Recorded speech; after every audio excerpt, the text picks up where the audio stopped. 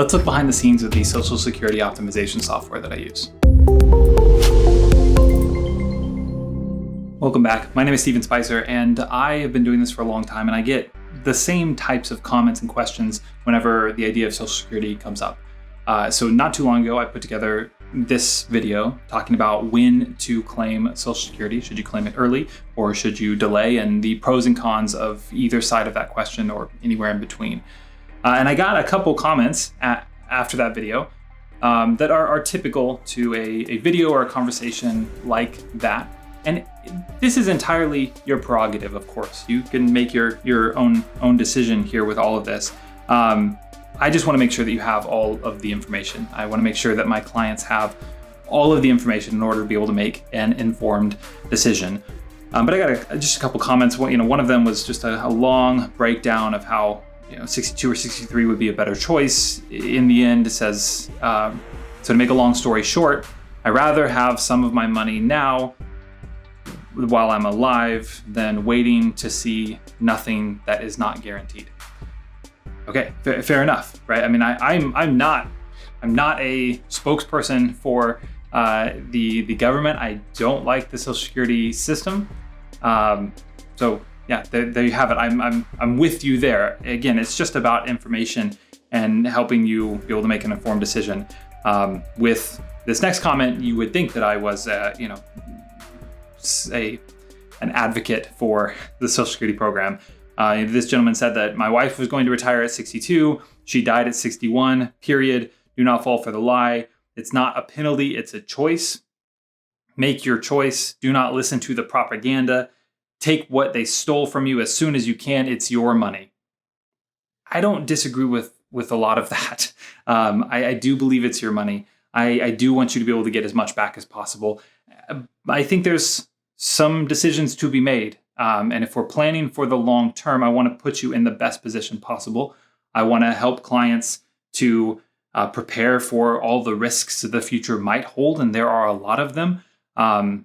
So yeah, I mean, this is just one question of a number. And as you make this decision, I'd rather it not be a panicked rush decision or an emotional decision based on an individual experience, an anecdote from something that you've experienced or something that a friend or loved one has experienced. So I wanted to take you behind the scenes for the software that I use with my clients so that you can know, so that you can have an idea of what this might look like for you. So these are clients that I showed in a recent video, in this video, where I took you through just their whole plan. And we can go into that in a little bit, but yeah, so these clients did very well. They had a lot in savings, and they made a lot of money over their lifetime. So the amounts that they are looking at receiving are relatively significant compared to most people looking at the amount that they can be receiving here. When you look at the full benefit amount of around $8,000 a month, that is sizable. It's important to make sure that you're getting it right, that you're planning accordingly. So I wanted to look at what are the variables going into this to help you make this informed decision. So yeah, you're looking at $600,000 difference between those two. That's significant over the course of your life. So yeah, let's look at the variables. These clients have long life expectancy, right? Like we included, and we talked about this in the other video, just the longevity in their family is very high. And so they wanted to plan for a really long time in the future. But if we reduce this to something that might be more in line with the average for people who are hitting retirement age, we can see how that might affect their payout here. So now if their life expectancy is significantly reduced, they're both only going to live to 80, then yeah, the optimal here is different, right? And it's not always delay until you're 70. There's a lot of factors that are going into this. If you delay until you're 70, as one of the people pointed out in the comment, yeah, I mean, the break even for that couple that we were looking at in that first video that I referenced, the break even was at 81. So if they're dying at 80, then they're not breaking even when they delay until 70. So the optimal here is actually one of them, Sally, taking it at 63, and then Steve taking it at 68. But if they both took it at 62, it's not near as big of a difference between the two here. We're talking less than $100,000. So maybe they should just both take it at 62. So these are the type of variables that you want to factor for. I mean, if you think there is a chance that you might live longer, that's what I want to prepare for the worst possible type scenario. It doesn't take much before delaying becomes the optimal decision, the right decision from a planning perspective. Of course, if you're going to go hungry in the meantime, then take the money earlier, right? There's other factors, other variables that are going into this decision here. It's not just about optimizing the money, but that's what we're looking at here. So we can also say, what happens if Social Security gets cut? Right now, the projections are that in 2035, there would need to be, if nothing changes, a 17% reduction to the payouts. So that's worth keeping in mind. Should if you're Steve and Sally here, should they take it early? How's that going? How would that reduction impact them? It looks like it would impact them a little bit, especially with these reduced life expectancies. If we put them back up to 90, which is what a lot of people want to plan for. Steve and Sally had a even longer life expectancy because of just the number of people in their family that have lived to upper 90s, 100. They wanted to make sure they're planning for that. So it's different for them, but I know that's not everybody. So again, these are the variables that we're looking at. So even a 17% reduction in 2035, which probably won't happen, right? Social Security is a third rail in politics. People don't want to touch it. And so they'll do whatever they can to kick the can down the road for future generations to deal with. And so usually you'll see them find the money and not make a reduction here. The most recent reduction was when they increased the retirement age, which effectively reduced benefits at full retirement by roughly 13%, something like that. So we do see ways that they are able to reduce the benefit without directly saying, hey, we're reducing the benefit, right? They don't want the political backlash. But because it's such a sensitive subject, and it's the type of subject that doesn't get you reelected if you touch it, if you talk about touching, if you threaten to touch it, if you actually touch it, it's less likely that we see that happen. But it's worth planning for. I want to plan for it. So I like to, let's look extreme. This has never happened before. But yeah, what if we had a 30% reduction to the benefits? It's still, for this couple that's planning until they're 90, it's still going to make sense for them to delay. That's going to be the optimal. But there's not a huge difference if they take it today. I mean, we can visualize that here and see what that looks like. What if there's a 50% decline? I bet that will make a big difference. It does. I mean, it reduces by a couple of years. That's, like I said, that's a pretty extreme consideration. Never happened before. And right now they're saying if nothing happens, a 17% reduction in 2035 is what we should expect. Anyway, so that's one consideration. So let's look at what we call opportunity cost here. This is not inflation. This is in addition to inflation. This whole thing is already factoring for our inflation assumptions, which are 2.5% to 3%, which we can manipulate those as well. But the opportunity cost simply says, you can look at their explanation here, every dollar I don't take from Social Security is a dollar I must withdraw from my portfolio instead.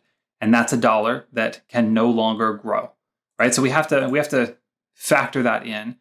And so, yeah, what if we, could realize an extra 1%? How would that impact? So it's not impacting us here, but let's say 3%. So these are, again, there you go. The optimal is reduced just a little bit, 5%, which is crazy opportunity cost. Then you can start to see that, okay, yeah, I mean the optimal then is going to be a little bit earlier. So there's a lot of different considerations that we can throw on here that can help us better visualize, help you better visualize what factors are going into this decision, what is going to impact your bottom line over the long term. In that first video that I referenced, we talked about all the pros and cons of taking your Social Security as soon as you can versus delaying as long as you can. So you can look back in that video to understand the details and the different impact that can have. I just wanted you to be able to see behind the scenes on what some considerations are, how much of a difference it can make over your lifetime. There's a lot of variables going into this decision, and a lot of it comes down to one of the biggest considerations is your life expectancy. Yeah, if you're going to die at 62, then you're going to get the most money from Social Security by declaring at 62, right? That's obvious. If you're going to die in your 60s, early 60s, you're going to get most from Social Security by declaring early, by getting it early. But if we're planning for all the contingencies, all the things that might happen to you in the future, and we want to be best prepared for whatever life might throw at us, then taking it at 62 is not necessarily the right decision. In fact, both of you taking it at 62 is rarely the right decision unless you have really low life expectancy. One other consideration that can be interesting to look at is if we can turn on a range here of, well, if we want to just make sure that it's within 2.5%, what decisions can we make here? Of course, we have this back up to high levels, but if we reduce this back down, we turn on our contingencies here, making sure that we're as prepared as possible. Let's get a higher reduction rate. Let's get this back to 2035 because I think they're good until then. But what does that look like? So yeah, I mean, we're within 2.5% of what we're getting at this 70 and 69 ages here if we declare all the way down here. Just getting this visual perspective of it, we're going to get really close to the same amount if we both declare at full retirement age, or if we, one of us declares a little bit early and one of us declares a little bit later. So a lot of the way that we plan is looking at the amount of income that you could expect, what your monthly paycheck could be. So for Steve and Sally, we were looking at somewhere in the mid 20,000 per month based on the setup that they have. Again, you can go back and look at that other video explaining the breakdown of the way that they're invested and how they're able to do that. But this helps us visually know not just the total dollar amount that we're going to be able to get out over their lifetime. That's that's helpful in a planning capacity, but it's a little bit less helpful from a day-to-day basis, right? Should have a rough idea of how much you spend on a monthly basis. So this can help you get a better visual of the impact this is going to have on your bottom line. If both of you take early Social Security, both of you declare at 62, then you're sub $25,000 a month. Again, this is not looking just at Social Security. This is looking at their whole plan. So it's the Social Security piece and how that's going to impact this. Of course, there are other elements going into this consideration, like the Roth conversions that we're doing from their early 60s into their late 60s. And so we want to make sure that there's room for that before we turn on their Social Security, because there's a lot of tax considerations that we've talked about in other videos that we want to make sure that we're minimizing as much as possible from that tax perspective as well. But anyway, this allows you to visualize how this important decision, that is when you should declare your Social Security retirement, when you should start receiving that benefit, how that decision impacts your monthly bottom line, the monthly income that you can receive from all your retirement savings. Hopefully this has better helped you visualize all the different considerations that should go into this important decision. It's not as easy as just an emotional, we should do this because this person died at this time. We want to get as much as we can. Sure, but we're talking about the rest of your life and making sure that you're as prepared as possible. Now, if there are other unique scenarios that you'd like to see, go ahead and let me know in the comments. But yeah, let me know whatever other financial planning and retirement type questions you have, and maybe we'll make a video out of it just for you. And if you want to dive deeper into what we did for Steve and Sally to help them have this high level of monthly spending confidence in their retirement, then I guide you through all of that in this video. I'll see you there.